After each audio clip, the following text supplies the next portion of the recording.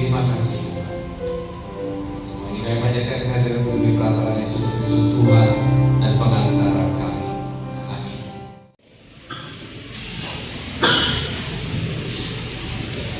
Selamat malam semua.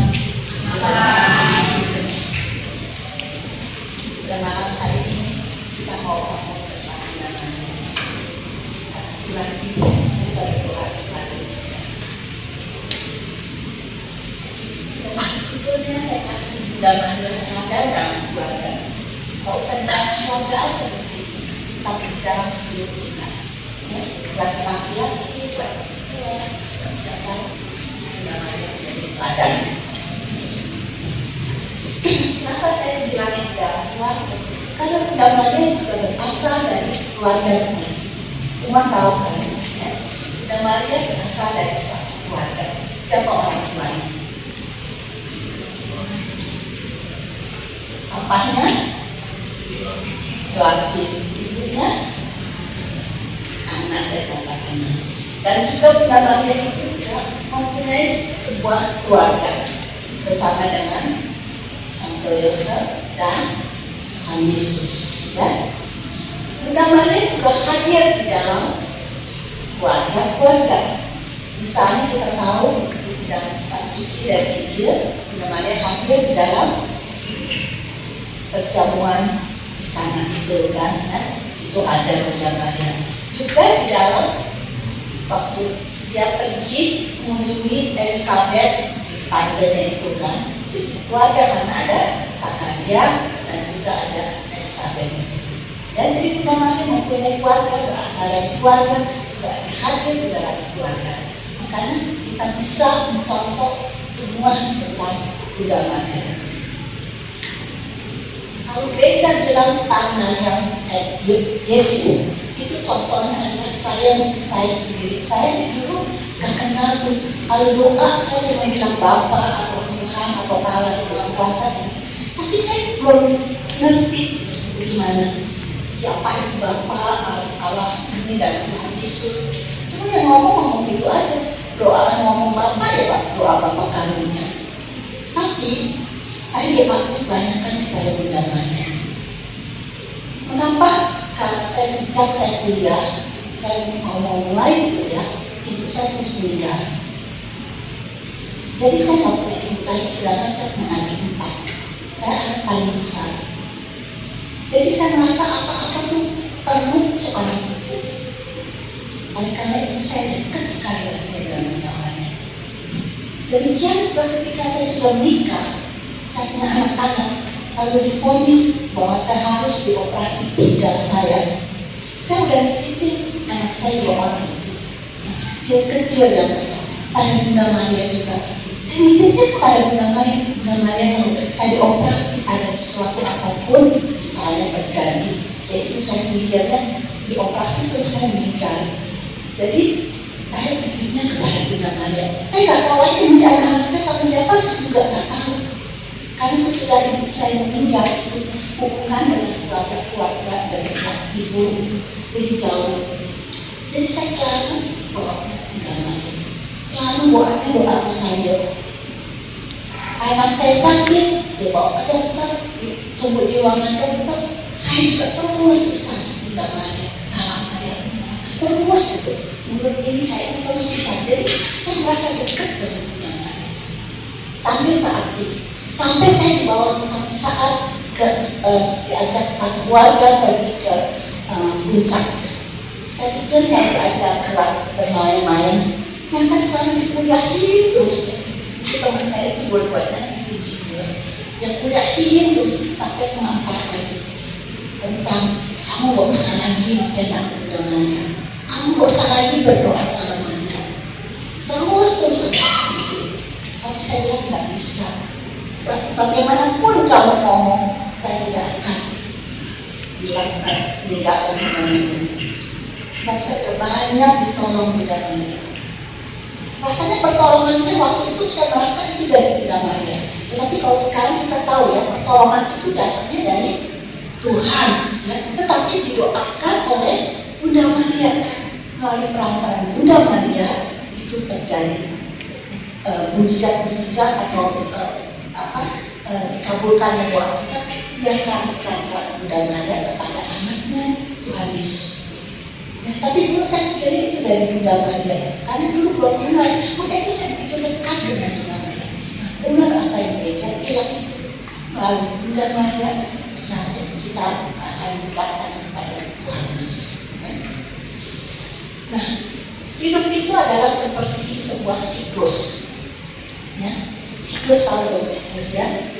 Itu kita berasal dari Allah dan kita akan kembali kepada Allah. Ya, semuanya berasal dari Allah kan. Kehidupan itu berasal dari Allah.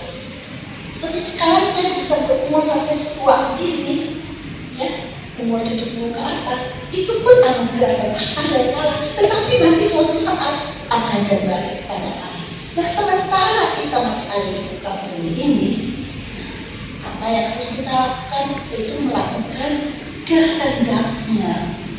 Kehendak dari siapa? Kehendak dari Allah Bapa sendiri, itu dari Tuhan Yesus sendiri bersatu. Ya, itu sama kehendak Allah dan kehendak Tuhan Yesus. Nah, itu yang harus kita lakukan sementara kita hidup di muka bumi ini. Tapi karena kita mempunyai Bunda Maria yang adalah pilihan utama dari Tuhan, dan itu adalah sungguh-sungguh berkenan kepada Tuhan, apa salahnya kalau kita menyerahkan Bunda Maria? Ya, tetapi banyak orang takut untuk datang kepada Bunda Maria, untuk dekat kepada Bunda Maria. Nah, kenapa mesti takut kepada Bunda Maria? Tetap kita sebagai Katolik, kita tetap dia dimuliakan oleh Tuhan. Dalam doa Rosarium bulan ini kan mana peristiwa itu, yang Maria diangkat ke surga, yang keempat itu, dan terus Bunda Maria dimuliakan ya. Naik ke surga, dimuliakan oleh siapa? Dimahkotai di surga oleh ya Allah sendiri kan. Jadi mengapa harus takut? Mengapa harus tidak berani itu datang kepada Bunda Maria? Takutnya menyembah berhala dan lain sebagainya? Tidak ada. Bunda Maria misinya bukan demikian. Ini seperti saya tadi bilang, saya ini contohnya, saya dibawa kepada Tuhan Yesus. Dia nggak akan ambil kita terus untuk menyembah dia, enggak ya. Itu Bunda Maria. Jadi jangan takut ya. Nah, di sini pada malam ini saya mengajak untuk Anda melihat ya Bunda Maria sebagai teladan ini. Itu dari apa yang Bunda Maria sendiri ngomong, keluar kata-kata dari mulutnya. Di dalam kitab suci hanya ada 6 perkataan yang dikeluarkan oleh Bunda Maria dalam kitab suci, yaitu 4 kalimat dari Injil Lukas dan 2 kalimat dari Injil Yohanes. Itu cuma itu. Jadi nggak ada tentang Bunda Maria banyak-banyak, nggak ada di dalam Injil. Cuma saya sendiri buat saya bilang itu kalimat kata-kata yang keluar dari mulut Bunda Maria itu, saya bilang buat saya ya, entah Anda akan mengikuti juga atau enggak, saya bilang itu sabda kehidupan. Kan buat saya itu contoh-contoh dari Bunda Maria itu membuat hidup, membuat kita tuh rasanya gimana ya, lebih yakin gitu. Karena dia benar-benar dipelihara, benar-benar pilihan utama Tuhan. Jadi saya bilang itu sabda kebahagiaan atau kehidupan buat saya. Mari kita belajar satu-satu ya dari apa yang 6 Bunda Maria itu katakan. Ya. Yang pertama yaitu Lukas 1 ayat 34. Waktu itu ada malaikat Gabriel datang kan. Malaikat itu bilang, kamu akan begini-begini, kamu nanti akan mengandung akan melahirkan seorang putra dan lain sebagainya. Tapi Bunda Maria Kristen bertanya pada malaikat itu, bagaimana hal itu mungkin terjadi karena aku belum bersuami. Lukas 1 ayat 34. Waktu itu Bunda Maria masih muda, mungkin umurnya baru 16 tahun, jadi di bawah 20 tahun. Belum pernah ya kalau dia bilang dan berkata demikian. Bagaimana hal itu mungkin terjadi karena aku belum bersuami. Waktu malaikat Gabriel, kamu akan punya anak ini. Lumrah kata itu. Ya, bukan kesannya, oh itu bukan sesuatu yang gimana gitu, nggak boleh Bunda Maria ngomong gini atau gitu. Rasanya enggak, itu benar-benar bisa omong. Ada kecemasan sedikit atau ada kekhawatiran dikit ya di dalam diri Bunda Maria itu. Karena waktu zaman dulu kalau orang hamil belum bersuami bisa pasti dirancang. Kalau sekarang sih kan enggak, bisa dirancang, bisa mati, ya kan? Tapi yang masih muda, yang masih lugu, yang masih itu, dia dibilangin kamu akan punya anak, kamu bagaimana gitu? Cuma dia tanya demikian aja. Zakaria juga dibilang, dan malaikat itu juga datang pada kasih tahu bilang, bahwa kamu nanti akan punya anak, Elizabeth itu akan mengandung. Tapi pertanyaannya beda, dia tanyakan kepada Zakaria itu. Zakaria kepada malaikat. Dia bertanya bagaimana keadaannya itu. Sehingga akhirnya malaikat itu bilang, karena kamu tidak percaya, maka kamu akan bisu dan keluh lahiran. Jadi sama-sama mereka satu-satu dapat kedatangan malaikat Gabriel, tetapi pertanyaan yang diutarakannya berbeda. Yang satu menyebabkan mulutnya jadi bisu dan keluh, tapi Bunda Maria enggak. Karena Bunda Maria sudah dengar, oh kamu lahir pintunya dari Roh Kudus, gini-gini diterangin. Itu betul Bunda Maria itu seperti kita aja ada khawatir umpamanya kayak waktu zaman pandemi. Terus terang saya khawatir waktu lagi ada pandemi itu ada bunyi-bunyi itu ambulans ngeraung. Kalau ada bunyi ambulans ngeraung, apalagi masuk ke klaster saya, terus itu siapa ya yang itu? Aduh ini gimana? Ya kan sebagai manusia pasti perasaan cemas, perasaan khawatir itu ada kan? Bisa bertanya dulu. Tetapi apa yang dilakukan Bunda Maria? Dia Bunda Maria sudah bertanya kepada malaikat, lalu dapat jawaban. Akhirnya yang juga bilang ya, ada yang kedua itu ada ya terusnya. Bunda Maria kita tahu hidup tidak berdasarkan pikiran ataupun perasaan sendiri, melainkan berjalan menurut kebenaran dan iman. Disinilah kita ambil dari contoh Bunda Maria. Dia nggak terus-terusin, aduh nanti kalau ini gimana ya? Kalau kita kan seringkali kalau ada sesuatu yang menakutkan, kita mikir lagi panjang. Ini nanti kalau gini jadinya gimana? Kalau terus ini gini jadinya terus gimana? Ya kan? Suka jadi manja. Tapi ternyata Bunda Maria sudah dapat penerangan itu. Dia nggak mau mikirin lagi ketakutannya, kekhawatirannya, kecemasannya, apa yang terjadi nanti. Dia nggak mau lagi. Dia mau berdasarkan iman dan kebenaran. Kita mesti belajar dari hal ini. Ya, contohnya ada seorang teman saya waktu saya belum pindah ke alam suka ini. Dia kalau pagi ngantar anaknya, ternyata suaminya itu punya selingkuhan. Nanti kalau udah jam 8 dia datang kerja pasti lewat di rumah saya. Sudah kalau dia lihat suami saya udah gak ada, dia mampir selalu datang. Aduh gimana nih kayak suamiku gini-gini. Saya dia katanya tugas ke mana keluar kota. Terus saya telepon sama ke hotel yang dia tinggal. Ternyata yang angkat cewek. Gimana berarti cewek itu ikut katanya. Pokoknya banyak hal yang dia utarakan itu emang betul bahwa suami punya selingkuhannya. Saya juga tidak tahu jalan keluarnya gimana. Cuma bilang kayak di dalam film bilang Injil kitab suci kan ada apa yang sudah dipersatukan oleh Allah tidak dapat diceraikan oleh manusia. Saya pegang aja itu, kita pegang aja itu sambil kita masih saya mendoakan tetap buat kamu pun berdoa. Pegang itu bahwa Tuhan itu adalah milik saya karena sudah dipersatukan oleh Engkau di dalam sakramen perkawinannya. Saya pegang terus itu pegang apapun terjadi suaminya gimana sampai suatu hari suami dia tahu suami itu akan pergi, yaitu untuk menjemput si perempuan ini untuk nganterin ke bandara karena perempuan itu ada tugas untuk akan keluar kotanya. Jadi dia mau anterin dulu ke bandara sampai dia menjemput. Tapi dia ingat itu, oh ya, tetap harus hidup dalam kebenaran dan iman. Kita contoh kayak Bunda Maria sama, contoh gitu ya, mulai kita belajar. Dia tahu persis kan suaminya keluarin mobil mau pergi ke sana, dia tahu. Tapi dia terus nyanyi terus. Ini dia ceritakan ke saya sesudah terjadi kan.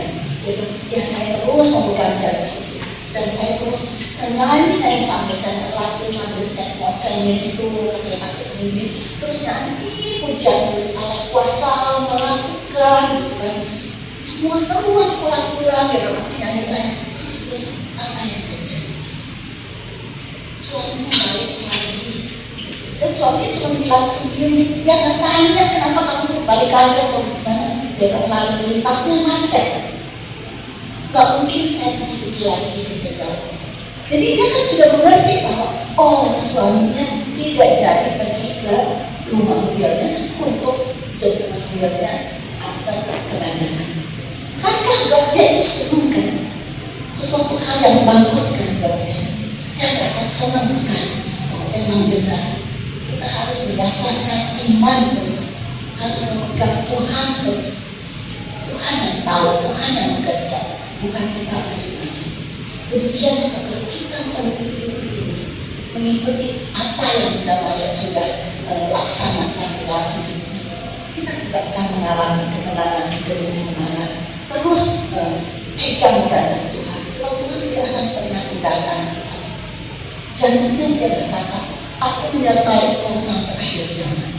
Tadi tadi ada pengetahuan, ada pengetahuan atau membuat ada dari siapa yang tadi dari Alex itu kan bilang juga ada yang khawatir, ada yang aman, tapi Tuhan berjanji nggak akan meninggalkan. Maka sekarang mulailah hidup dalam iman, dalam kebenaran. Lebih zaman ke depan kita nggak tahu apa yang terjadi sesudah ini pemilihan umum atau lain sebagainya. Terus kita berjalan dan hidup di dalam ikuti langkah-langkah Bunda Maria. Kalau Bunda Maria terusin dan dia hidup dalam keluarga, dia hidup dalam ketakutan. Aduh, saya gimana belum bersuami, saya akan dapat anak, tapi gimana? Saya itu uang juga gak ada, mungkin dia juga gak bekerja kan, akan terus banyak. Tapi sudah diterangkan oleh malaikat Allah, dia lepas itu semua, dia hidup menurut kebenaran dan iman. Maka yang kedua adalah Lukas 1 ayat 38. Yaitu kata Maria, sesungguhnya aku ini adalah hamba Tuhan, jadilah padamu menurut perkataanmu itu. Lalu malaikat itu meninggalkan dia. Sesudah ini kalau Anda baca dari kitab sucinya itu masih dalam satu bait dari bukunya ya. Malaikat Allah itu bilang begini, terus yang mendengarkan terus berkata itu ya udah aku ini hamba Tuhan. Bunda Maria begitu rendah hati, Bunda Maria begitu menyerahkan dirinya apa yang terjadi. Dia cuma tahunya kalau dia hamil orang akan merajam, orang akan membuat fitnah atau kata-kata yang buat tidak enak dan lain sebagainya. Tapi dia bilang jadilah hamba. Ini juga haruslah kita contoh. Jadilah hamba itu jadilah ada dalam kitab suci itu ya ada 3 kata fiat namanya itu fiat. Yang pertama adalah yang Bunda Maria bilang fiat mihi secundum verbum tuum. Fiat mihi secundum verbum tuum. Terjadilah padaku menurut perkataan itu. Fiat mihi itu ya. Fiat apa? Bukan mihi, ya fiat mihi. Yang kedua adalah waktu Allah menciptakan. Jadilah terang. Nah itu fiat lex ya. Dan yang ketiga adalah fiat voluntas tua. Itu kita tahu waktu Tuhan Yesus bilang, ya Bapa, dia harus memberikan kalau boleh, ya piala ini larut dari padaku, tetapi kehendakmu lah yang jadi, ya kan? Nah, itu juga ada di doa dalam doa Bapa kami. Waktu itu Yesus sedang berdoa di Taman Getsemani, dia berkata demikian. Ada 3 Vian itu, tapi kita lihat salah satunya adalah dari Bunda Maria. Terkenal Bunda Maria itu terkenal dengan perkataan Vian. Bunda Maria yang ternyata betul-betul dia rendah hati. Kalau nggak rendah hati kan dia masih bagaimana dengan malaikat itu masih kotok-kotok kan. Saya maunya begini tapi dia nanti suruh lari gini. Boleh saya punya punya anak, tapi jangan ketawa orang ya. Misalnya gitu ya, masih kotok-kotok misalnya diri kita, tapi dia nggak mau apa-apa lagi. Udah beres gitu, terus dia langsung ngomong, ya udah aku ini hamba Tuhan. Dia benar-benar rendah hati, benar-benar penyerahan dirinya, berserah benar kepada kehendak Allah. Dia betul-betul ya, yang sungguh-sungguh Bunda Maria itu dia beriman sekali kepada Allah, pada penciptanya. Bahwa Allah itu yang akan bekerja di dalam dia. Maka kita belajar dari Bunda Maria, meneladani Bunda Maria dalam hal apa yang Bunda Maria itu katakan. Bunda Maria itu gak berhamba pada penyerahan diri yang total, kerendahan hati, ketaatan dan firman.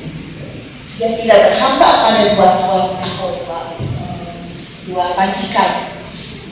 Dia hanya berhamba kepada satu, yaitu Allah Bapa sendiri.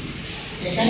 Kalau di sini kita kan banyak yang orang bilang satu kaki ada di sini, satu kaki ada di yang lainnya. Tapi Bunda Maria kan, dia hanya berhamba. Ini hamba Tuhan. Dia berhamba kepada satu, pada Tuhan. Dan dia tidak pernah menyembunyikan nafirnya atas jasa-jasanya. Dalam kitab suci tak pernah ada dia bilang, oh saya begini Bunda Maria. Hendaknya kita juga mengadani apa yang Bunda Maria bilang. Kata-kata Bunda Maria singkat tapi mengandung banyak makna, mengandung banyak arti. Ya, kita bisa mengadani kerendahan hatinya, belajar untuk rendah hati. Ingat kalau mau apa-apa lagi, oh iya, saya punya seorang bunda yang rendah hati. Saya harus juga rendah hati. Oh iya, saya punya bunda yang mengabdinya kepada Allah saja. Saya juga harus mengabdi kepada Allah. Ya. Dan dia nggak minta pujian, dia nggak minta apa. Ya. Lalu yang ketiga, Lukas 1:46 sampai 55. Magnificat Maria. Magnificat itu pujian dari Maria. Itu panjang sebetulnya, 46 sampai 55. Jiwaku memuliakan Tuhan. Yang memuliakan Tuhan apanya? Jiwanya. Kalau kita memuliakan Tuhan cuma kadang mulut aja ya. Mulut aja aku memuliakan Kau Tuhan. Tapi jiwa itu sesuatu organ yang benar-benar paling fatal atau paling berharga. Yesus memberikan juga jiwanya kan. Dia mati untuk kita sekalian. Bunda Maria memuliakan Tuhan dengan jiwa. Nah terusnya panjang ini ya. Nanti ada bisa baca sendiri asal dan tahu ini. Terusnya pada begitu ya, dia adalah lulus. Maka yang langsung dilakukan oleh Bunda Maria adalah pujian dan syukur bagi Allah yang Maha Kuasa. Pujian dan syukur. Sebetulnya pujian dan syukur ini juga buat kita tuh harus selalu ada. Harus menjadi way of life kita dalam hidup ini. Harus menjadi habit kita, kebiasaan kita untuk selalu mengucap syukur, apapun mengucap syukur. Saya dulunya belajar mengucap syukur ini ya. Kalau saya kebentuk ya, kaki kalau jalan saya kebentuk meja. Terus nanti bakalnya apa? Bakalnya kayak biru-biru kan ya. Tapi sewaktu kebentuk itu, aduh Yesus, terima kasih Tuhan Yesus. Sampai pernah sekali waktu ada teman saya bilang, kamu kebentuk itu aja ngomong terima kasih Tuhan Yesus. Saya lagi belajar untuk selalu dalam apapun juga saya mengucap terima kasih Yesus, terima kasih. Jadi akhirnya lama-lama udah kebiasaan untuk ngomong apa terima kasih. Walaupun mungkin gak kelihatan sekarang, kalau dulu mungkin karena baru belajar atau apa ya kedengeran. Tapi sekarang kok Yesus terima kasih. Apa sih dapat? Masing-masing sampai saat ini masih. Kalau kebetulan atau apa langsung yang pertama makasih Tuhan Yesus. Itu itu boleh harusnya menjadi way of life tadi saya bilang, harus menjadi habit, harus menjadi kebiasaan bagi kita umat beriman itu. Teladani Bunda Maria. Bunda Maria memberi contoh banyak, dia memberi pujian, dia memberi ucapan syukur kepada Sang Pencipta. Atau apa yang terjadi dari 22 tahun mengandung Tuhan Yesus, tapi dia jiwaku memuliakan Tuhan, hatiku bergembira, Tuhan selamat. Jadi harus sama. Kalau Anda melihat di Mazmur 71 ayat 8, mulutku penuh dengan puji-pujian untuk sepanjang hari. Puji-pujian itu bukan cuma satu aja, sekali aja, pagi aja kita berdoa.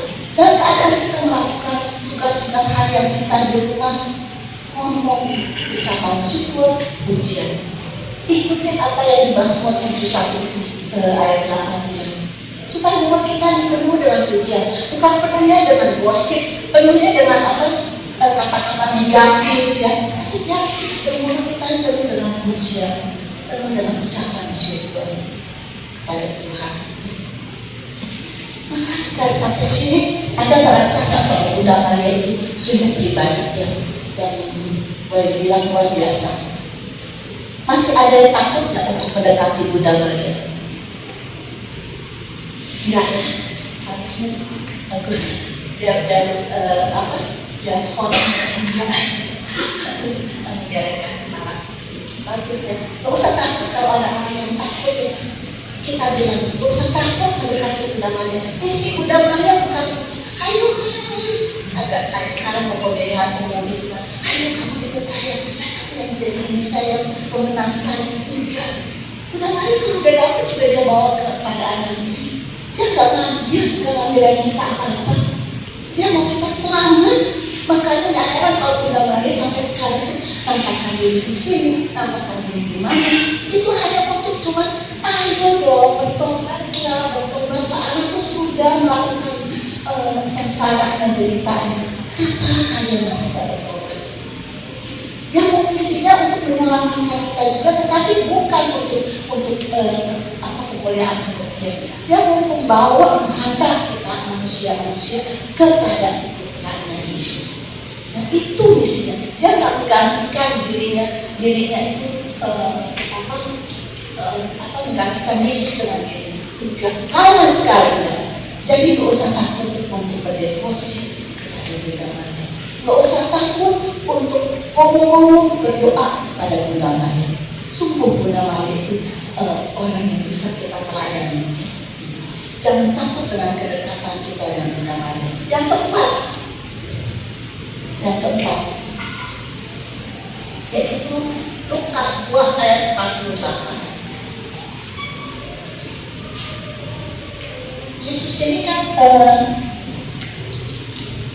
hilang waktu umur 12 ya, terus hilang.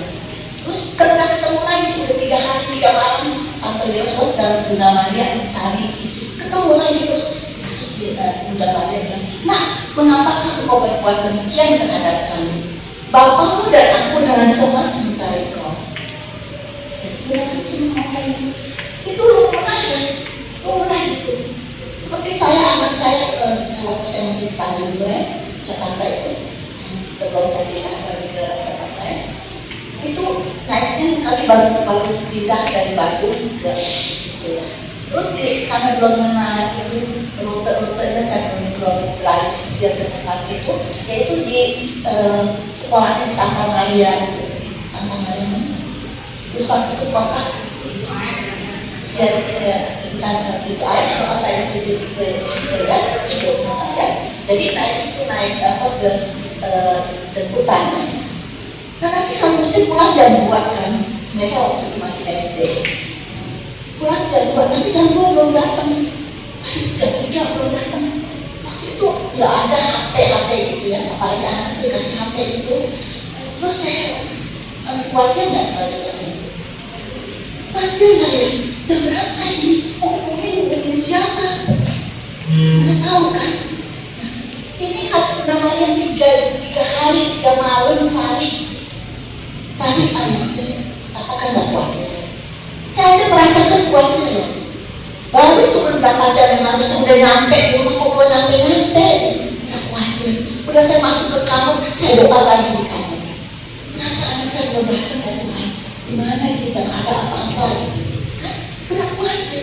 Jadi lumrah sekali kok Bunda Maria bilang begini. Tapi apa yang dibilang oleh Tuhan Yesus jawab?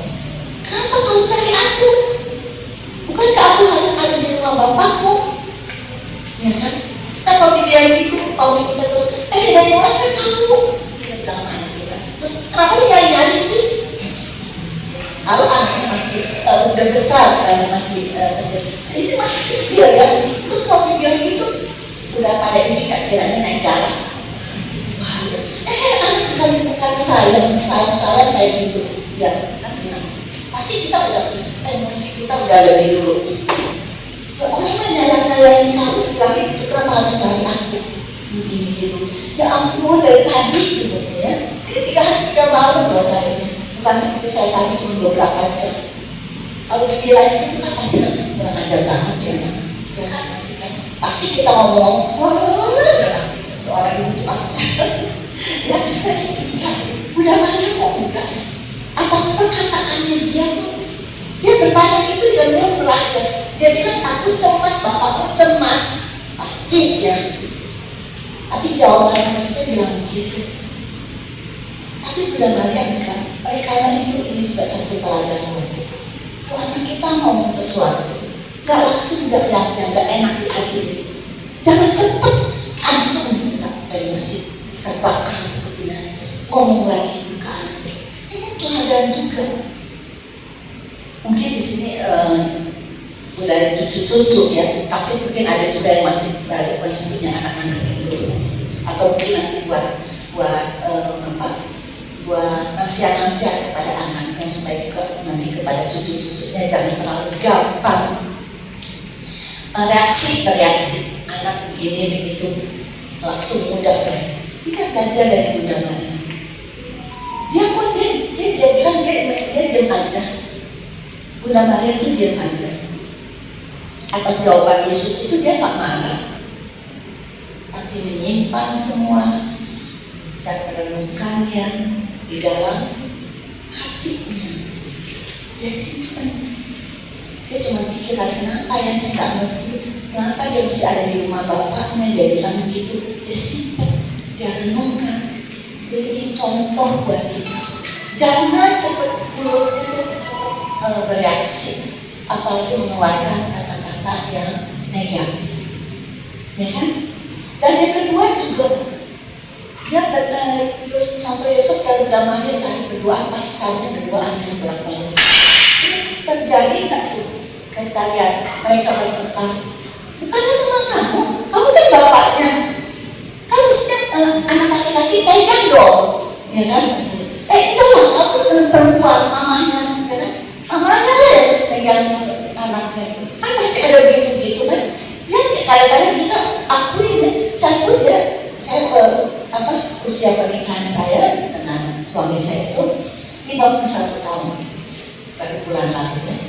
Tapi saya bilang nggak selalu setiap kali mulus, enggak. Ada kerikil-kerikilnya. Kadang-kadang yang nggak kita pikir, kadang-kadang yang nggak kita bisa jadi gimana gitu. Itu bisa terjadi kan? Seperti ini Bunda Maria dan Santo Yosef. Apakah udah berpikir nanti tiba-tiba kesana kehilangan anak? Enggak kan? Tapi mereka kok adem-adem aja ya, nggak saling saling bentrokan. Padahal manusia itu sifatnya kalau ada terjadi itu, nggak tahu suami istri juga. Kalau ada terjadi sesuatu itu kan saling lempar tanggung jawab. Yang satu menghindar tanggung jawab, lu yang begini. Yang satu bilang, kamu yang begini. Gitu kan? Saya kan lagi begini, saya kan lagi si suami bilang, saya punya sekarang jawab saya kan nyetir, saya nggak ngeliat, kamu yang mesti tahu, kamu yang mesti masukin barang atau apa dan lain sebagainya, ya kan? Tapi itu enggak. Itu juga saya belajar dari situ. Kan sifat kita dengan pasangan juga berbeda kan? Berbeda. Pasangan begini, kita begini. Beda gitu ya. Jadi rasanya mesti salah satu, atau kalau bisa dua-duanya ya, diharapkan dua-duanya saling mengerti, saling mengerti. Tapi paling tidak kita Dan wanita-wanita udah tahu tentang Bunda Maria yang begitu sabar, kita ikutin teladan. Dia diem, dia juga menyimpan semuanya dalam hatinya dan merenungkannya. Memang benar kalau kita merenungkan itu pasti hasilnya itu lain.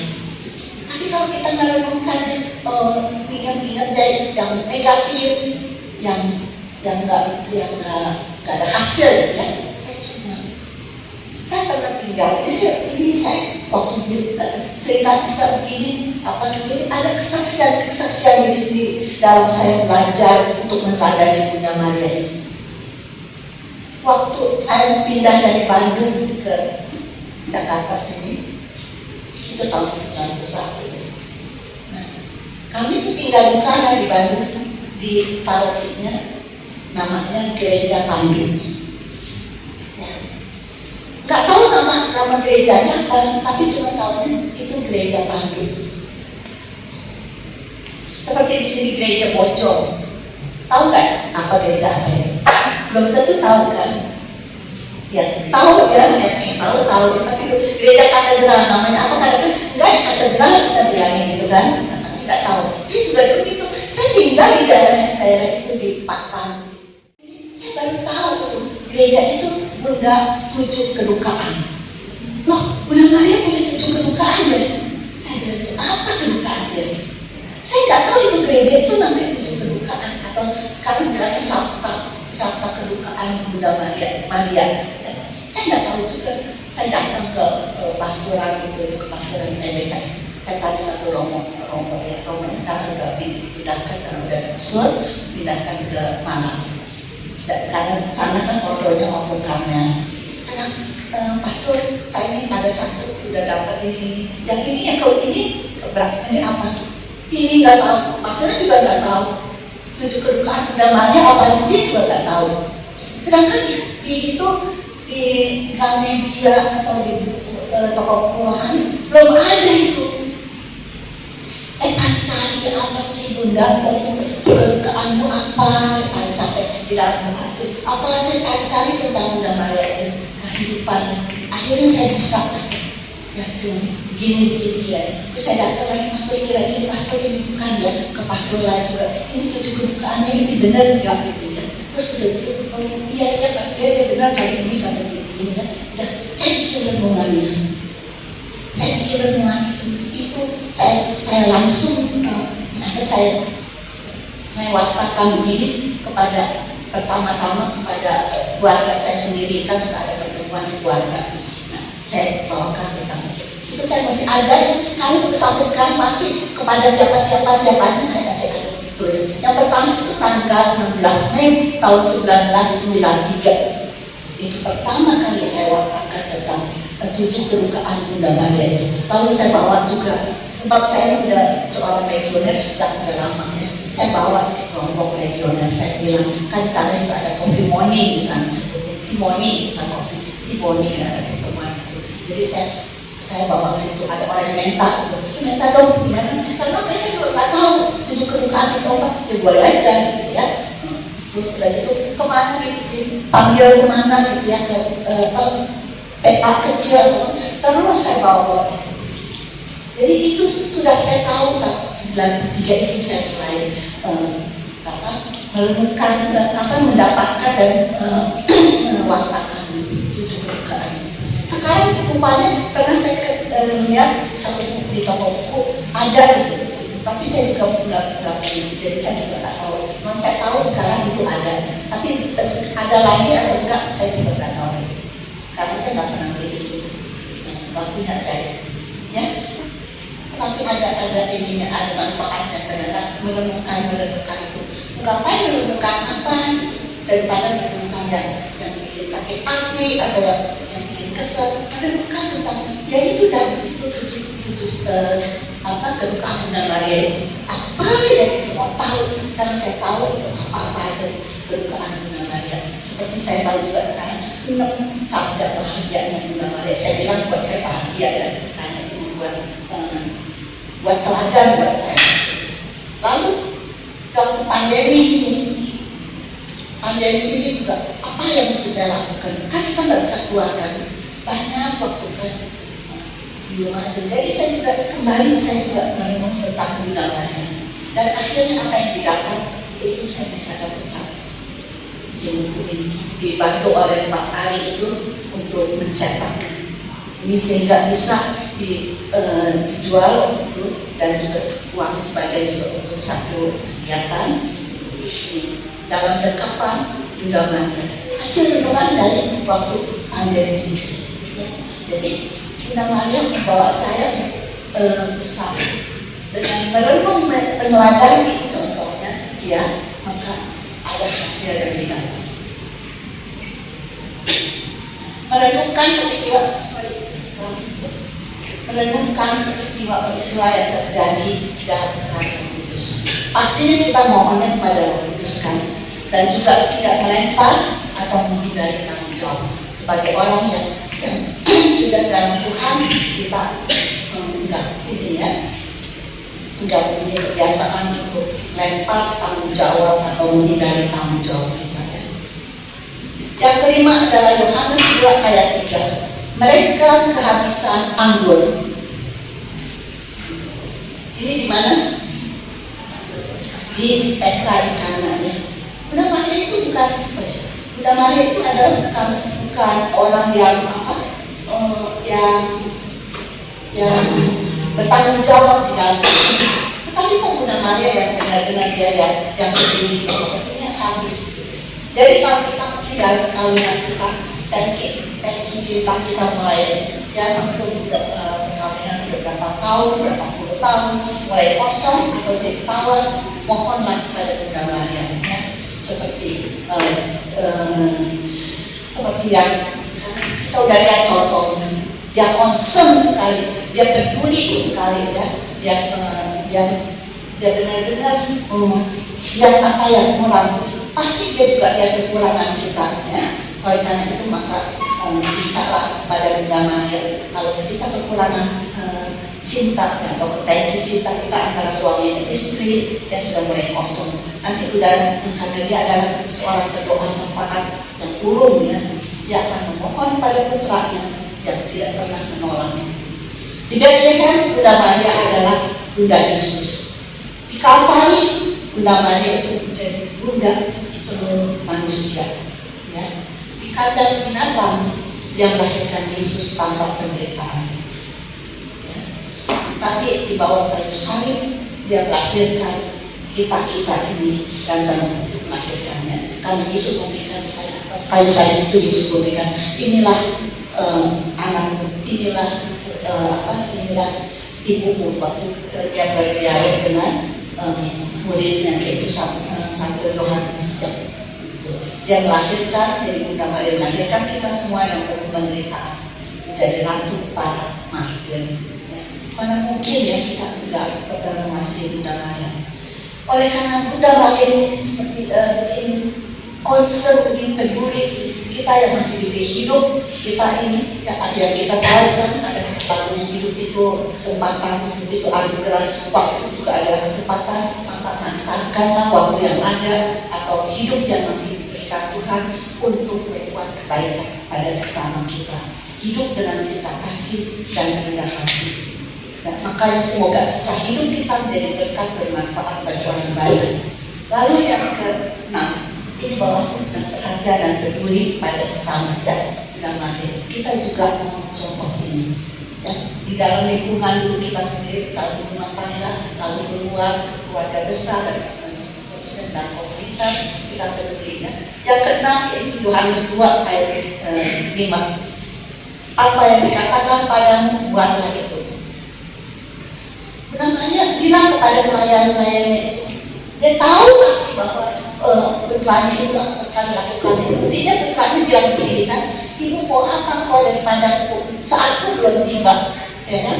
Tapi kenapa tetap itu akhirnya pelayan-pelayan itu disuruh tuangkan air, terus berubah air itu menjadi anggur yang sangat-sangat istimewa ya, yang belum pernah ada di kitab suci itu. Maka kita jangan pernah nggak mau doa pada Bunda Maria, nggak mau minta pada Bunda Maria. Bunda Maria akan minta kepada putranya, dan putranya tidak akan pernah menolaknya. Ya, jadi kita tahu sekali Bunda Maria itu amat sangat percaya kepada putranya. Almarhum Paus Yohanes Paulus II aja dia mempercayakan gereja kepada Bunda Maria. Dia bilang totus tuus Maria, sepenuhnya untukmu Bunda Maria. Juga Paus Fransiskus berkata, bersama Roh Kudus Bunda Maria hadir di tengah-tengah umatnya. Dan juga kita tahu dengan hal ini bahwa Yesus membuat kuasa ilahinya terjadi atas permohonan Bunda Maria. Ya. Maka kita harus pergi kepada Bunda Maria untuk belajar bagaimana kita dapat membesarkan Yesus di dalam diri kita. Karena Bunda Maria itu mengasihi, mencintai keluarga-keluarga kita semua. Maka serahkanlah keluarga kita pada perlindungan Bunda. Dan lihat pada akhirnya yang ke-6, Bunda Maria juga berpesan ini dia, tetap setia, yakin, percaya sepenuhnya akan Allah Sang Pencipta dan Putranya. Dan yang ke-6 dan yang terakhir tentang rosario sedikit, yaitu inilah rosario ini. Rosario ini adalah tanda penyerahan pada Bunda Maria dan perlindungan dari Bunda Maria. Khas sekali, gak ada agama lain yang berdoa rosario, cuma kita dan umat Katolik. Rosario itu mempererat kesatuan keluarga, sarana pertumbuhan iman anak-anak. Anak-anak diajar untuk belajar untuk berdoa rosario. Yang ketiga, jadikan doa rosario sebagai senjata ampuh melawan segala godaan yang menghancurkan keluarga dan sarana membangun keluarga yang rukun damai. Rosario adalah kalung bunga mawar yang dipilih dari taman doa. Bukan banyak manfaatnya, tapi banyak yang sudah mengalami mujizat-mujizat dengan berdoa rosario. Waktunya tidak banyak, maka saya cuma hanya bisa mengatakan secara ini, tapi tidak bisa ngasih contoh-contohnya. Ya, inilah yang tentang doa rosario itu. Maka Bunda Maria juga berpesan untuk supaya kita berdoa 3 kali setiap harinya malaikat Tuhan. Maria diberi kabar oleh malaikat Tuhan itu pagi jam 6, jam 12, jam 6 sore.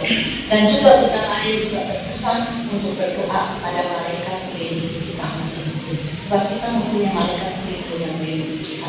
Saya itu sering minta kepada malaikat pelindung, apa-apa kalau yang nggak bisa saya kerjakan ya, umpamanya kalau saya mau pasang lagi ya, kalau pasang kalung nggak bisa, saya minta tolong, mau dikeluarin, tapi tolong dong malaikat, nggak bisa saya. Jadi sering diajak ngomong juga malaikat pelindung. Ingatlah Tuhan memberikan banyak fasilitas buat kita, dan kita bersyukurlah dan juga sering-seringlah komunikasi dengan malaikat pelindung kita, dan juga itulah pesan Bunda Maria juga. Itu dia bilang ini pesan ini ada di dalam pesan-pesan kepada para imamnya, supaya kasih tahu kepada umat, supaya umat itu berdoa malaikat Tuhan juga supaya ngomong-ngomong sama malaikat pelindung. Ada, ya, oke. Ini yang bisa saya beritahu. Sudah waktunya. Terima kasih, kiranya boleh menjadi berkat buat Anda sekalian. Selamat malam.